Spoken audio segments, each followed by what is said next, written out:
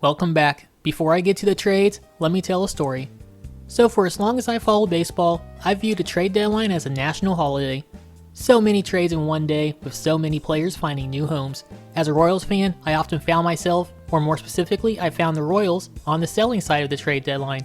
I always try to find the excitement in seeing my team get better for the future, and to be fair, they did find some major league contributors. Mark Teahen, John Buck, Sean O'Sullivan, Kyle Davies, Gregor Blanco, Jesse Chavez. Yeah, I hope you get my point. I hoped one of these guys could lead the Royals to the playoffs and be a difference maker. Maybe one day we're sending prospects for major league talent, not the other way around. You know, I once found myself getting excited over Yamaiko Navarro, who hit .304 as a member of the Royals. Just ignore the fact he's a career .206 hitter and only played in 6 games as a Royal. We flipped him in the offseason for Brooks Pounders. Not important, I just want to make a Brooks Pounders reference. The Royals eventually got good and saw themselves on the flip side of the deadline. 2015 was fun. Hard to believe it's been a decade since the Royals got Johnny Cueto from the Reds and Ben Zobrist from the Athletics. Good memories, right? Only a few years later, however, the white flags went back up and the trades got more and more depressing. Brett Phillips is a great guy, but he couldn't hit at all. I swear at one point Edward Olivares spent more time on I-29 than he did on the Major League roster. Kelvin Gutierrez was supposed to be average, but he couldn't even be that. The Royals flipped Martin Maldonado for Mike Montgomery in hopes he could stabilize the rotation. A 103-loss team needed a veteran to stabilize the rotation. The year before, the Angels got Patrick Sandoval from Maldonado, yet the best the Royals could give was a struggling 29-year-old swingman. The Cubs flipped Maldonado 2 weeks later for Tony Kemp, and it felt like the Cubs made a profit. At least with those deadline deals before 2014, it felt like the Royals had a concept of a plan. Mark Teahen and John Buck weren't great, but they were at least consistent starters. Kyle Davies occasionally pitched a gem that would excite the fans before reminding us all that he was still Kyle Davies. In David Moore's last season in 2022, he flipped Emmanuel Rivera, a youngish third baseman that was not anything special but was the team's best MLB-ready third baseman, for Luke Weaver, who then had a .771 ERA and was a non-tender candidate. Why did a rebuilding team need a reclamation relief project? And why did they give up a controllable third baseman when they did not really have a better option on the roster? I mean, Hunter Dozier was next in line, and by 2022 we all knew what he was. It made no sense. It was simply depressing, and it left Royals fans without hope.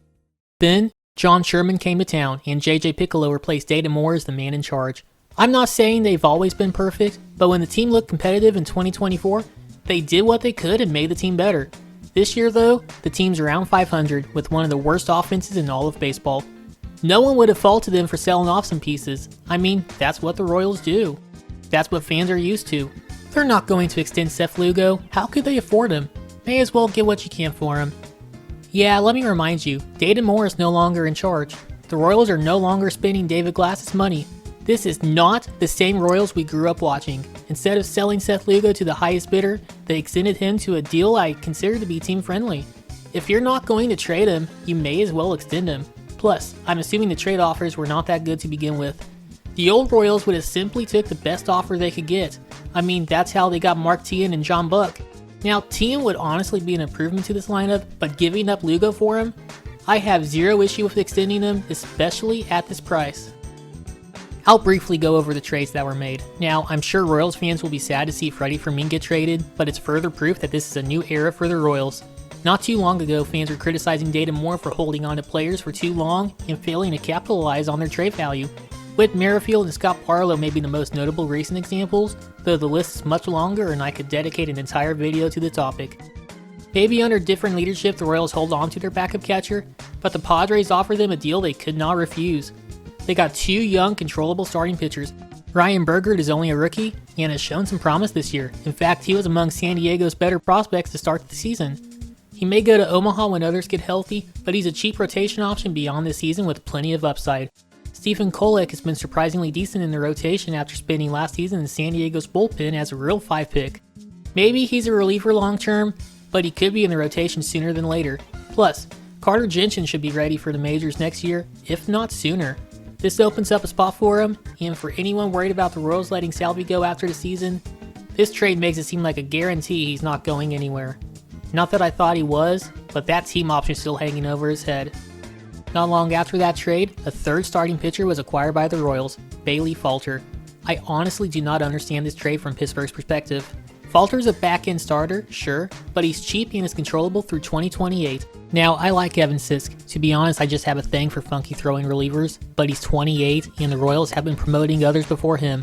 Callum Moss is not ranked by any notable outlets. To call him a lottery ticket might be generous. Were the Pirates bored?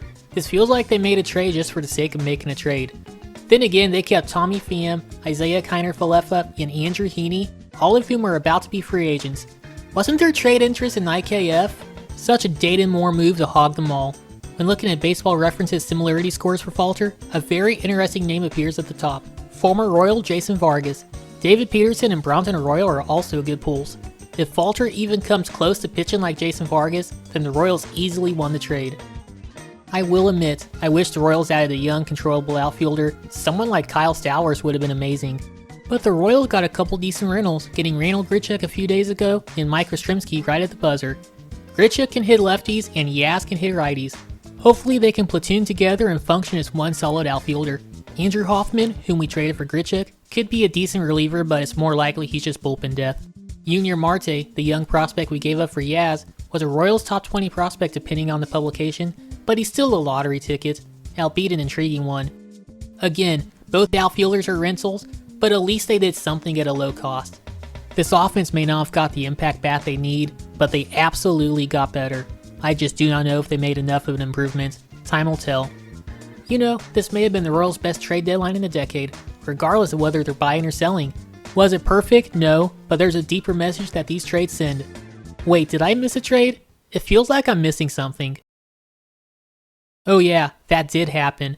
All I'll say is this. The Pirates view Cam Devaney so highly, they sent him immediately to AAA after the deal and had someone else take Adam Frazier's roster spot. Even after the deadline, others were promoted before he was. At least Frazier's been hitting better this year. I can live with this trade, it's not a hill to die on. Back on topic, these trades send a deeper message. The Royals want to win. Gone are their penny pinchy days where money mattered more than winning. They could have sold off some pieces, and considering the ridiculously high prices on relievers, they probably could have, but they never waved the white flag, and even better, they did not trade any notable prospects. The new pitching depth helps with the recent injuries to the Royals, but it also gives them the flexibility to trade this depth over the offseason for the impact bat they need. This is the type of deadline I wanted to see growing up, a deadline that truly gave me hope not just for the future, but also for the present. I promise I'm working on another video. Only hints I'll give is that it's the channel's first video on a 90s Royal. But if you're new here, normally I'm talking about those painful Royals moments from decades prior. Topics like Ken Harvey, Mark Redmond, Brian Bullington, even a moment where the Royals came close to firing Ned Yost. Just wait until you hear the rumored replacement. If you enjoyed any of this, then feel free to like, subscribe, or even share this. Until next time. And Ostremski hits it to deep right field and gone in his first Royals at bat. Way to go, J.J. Piccolo. That run and home run is yours. Tremendous trade already. How about that, Rhino? But he drove it nice, and that brought some energy back to that